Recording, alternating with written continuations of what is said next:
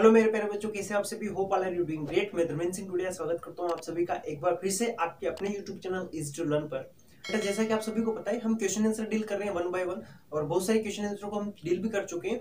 इसी सीक्वेंस में मैंने आज से एक नया स्टार्ट किया है जिसमें हम समरिया जो है इनको देखने वाले, जो इंपोर्टेंट समरिया बनने वाली एग्जाम में आ सकती है, ऐसी सारी समरिया जो है अपने क्लास 10th इनको हम वन बाय वन डील करने वाले हैं। आज जो मैं आपको समरी प्रोवाइड करवाने वाला हूँ वो है अपना बेटा डस्ट ऑफ स्नो जो है इससे रिलेटेड, यानी हम अपना फर्स्ट पोएम है डस्ट ऑफ स्नो, इसको डील करेंगे। इसकी समरी को देखेंगे, इसके क्वेश्चन समरी से रिलेटेड या 3 नंबर में किस टाइप के क्वेश्चन पूछ सकता है वो, इन सारी चीजों को हम इसमें डील करने वाले हैं। चलिए बेटा, तो हम सबसे पहले इसके क्वेश्चन को डील करते हैं, किस टाइप से पोएम जो है क्वेश्चन पूछ सकते हैं इसके अंदर। तो हमने लिखा है कि what is the theme of the poem dust of snow. ये डस्ट ऑफ स्नो जो पोएम है इसकी थीम क्या है बेटा, किस विषय के ऊपर ये पोएम लिखी गई है, ये हो जाएगा। दूसरा हो जाएगा कि right the central idea of the poem dust of snow. ये डस्ट ऑफ स्नो पोएम जो है इसका हमें क्या लिखना है बेटा, सेंट्रल आइडिया लिखना है। ये तो चांस बन जाएंगे बेटा अपने 90% की इस टाइप के क्वेश्चन अपने एग्जाम में पूछे जाए। सेंट्रल आइडिया से रिलेटेड मेरे को इस बार लग रहा है कि एक क्वेश्चन आपको पूछेगा ही पूछेगा। इसके बाद देखना कि what message does poet convey through the poem, यानी ये जो पोएम जो अपनी डस्ट ऑफ स्नो, इसके द्वारा पोइट जो है क्या मैसेज कन्वे करना चाहता है, देना चाहता है, ये हमें बता रहा है। तो ये 3 टाइप से क्वेश्चन इसके पूछे जा सकते हैं। अब हम चलते हैं सीधे आंसर पर। बेटा स्टार्ट करते हैं इसको। हमने लिखा है कि the poem dust of snow is composed by Robert Frost. तो हर एक पोएम के अंदर हमें पहला स्टेटमेंट यही डालना है कि इस पोएम को लिखा किसने।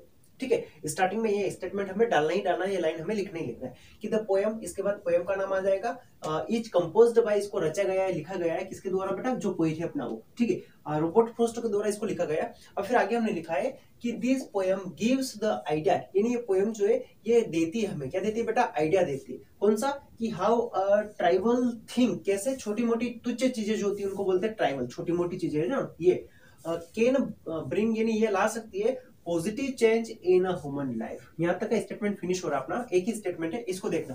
This poem gives the idea, यानी ये पोएम जो है हमें क्या कर देती है बेटा, आइडिया देने का काम करती है।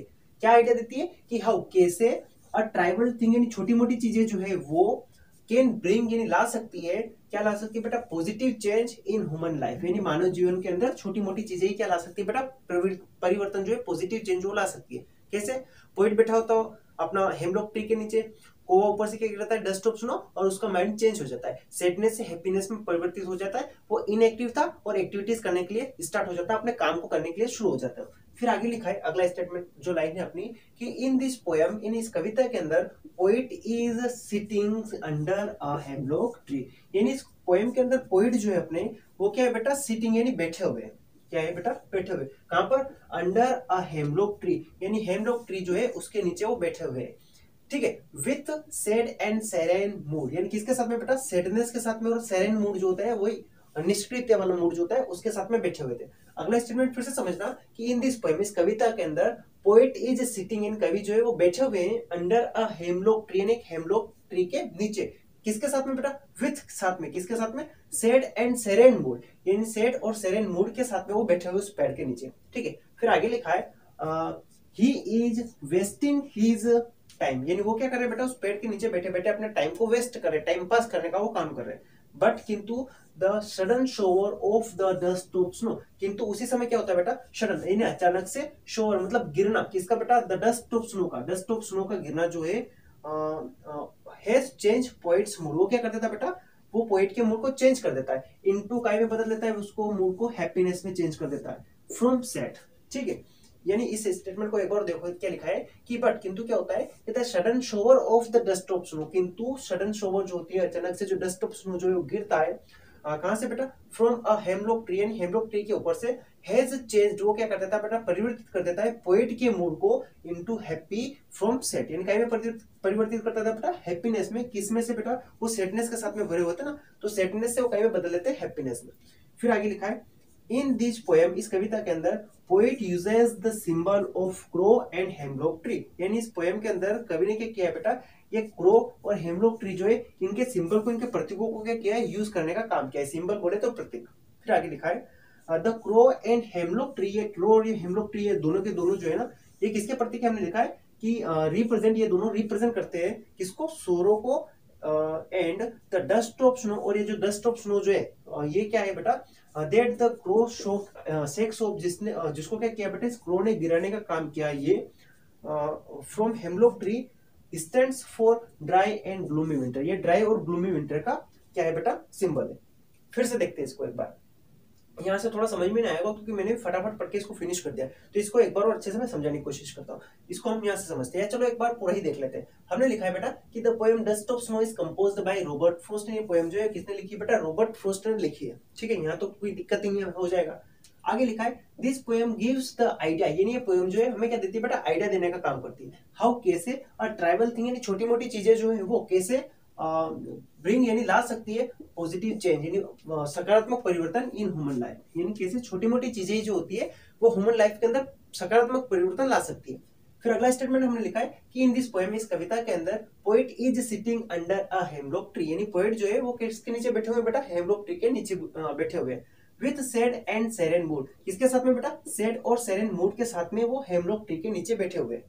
फिर आगे लिखा है he is wasting his time. वो क्या कर रहे हैं बेटा, उस सैड और सेरेन मूड के साथ में बैठे हुए और उस पेड़ के नीचे बैठे बैठे अपने टाइम को क्या कर रहे हैं, वेस्ट करने का काम कर रहे हैं। तो he is wasting his time. यहां तक तो हमें कोई दिक्कत ही नहीं है, ये तो आसानी से याद हो जाएगा।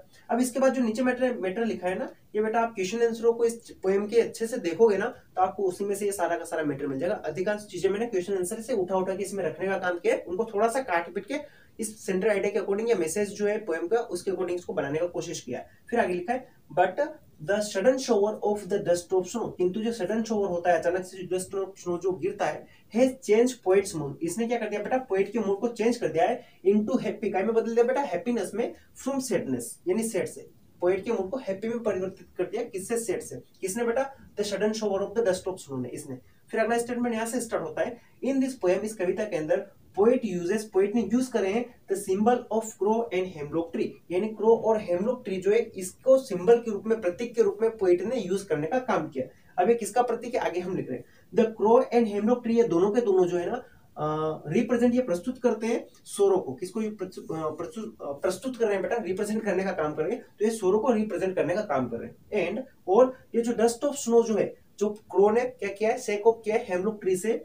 That the crow shakes of, जो कि खोए ने गिरा है फ्रॉम हेमलॉक ट्री से, stands for dry and gloomy winter. ये किसका प्रतीक है बेटा, ड्राई और ग्लूमी विंटर जो है सूखा नीरस जो बस अपना विंटर का सीजन जो होता है, शीत ऋतु जो होता है, इसका एक प्रतीक है अपना। ठीक है, तो इस टाइप से बेटा आपको ये सेंटर आइडिया जो क्लियर हो गया होगा, काफी इंपॉर्टेंट है और काफी इसको मैंने इजी तरीके से बनाने का काम किया है। अपना सेंटर आइडिया जो है अच्छे से लिख के आ जाना, इसको पूरा ही सेंटर आइडिया आपको एक ही बार में समझ में आ गया होगा। नेक्स्ट सेंटर आइडिया हम अपना जो अगली पोएम जो आ रही है, जो भी मेरे को लगेगा इंपॉर्टेंट, मोस्ट इंपॉर्टेंट, उसके ऊपर मैं आपको प्रोवाइड करवा दूंगा। आपको भी कुछ लग रहा है कि सर मेरे को इसके ऊपर सेंटर आइडिया चाहिए, तो आप मेरे को कमेंट सेक्शन में टाइप कर देना, तो मैं इसके ऊपर भी सेंटर आइडिया जो आपको प्रोवाइड करवाने का काम करवा दूंगा। एग्जाम से पहले कोशिश है कि मैं सारे सेंटर आइडिया जो इसको फिनिश करवा दूं। ठीक है, मिलते हैं नेक्स्ट वीडियो लेक्चर में अगले सेंटर आइडिया के साथ में। तब तक के लिए जय हिंद, जय भारत। अच्छे से तैयारी करते रहिए, अच्छे नंबर को सिक्योर करना हमें। ऑल द बेस्ट सभी को।